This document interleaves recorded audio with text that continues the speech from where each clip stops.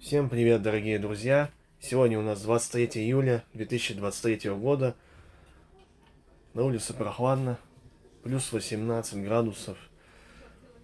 И я собираюсь в небольшое путешествие на место слияния реки Сысовы и Вычегды.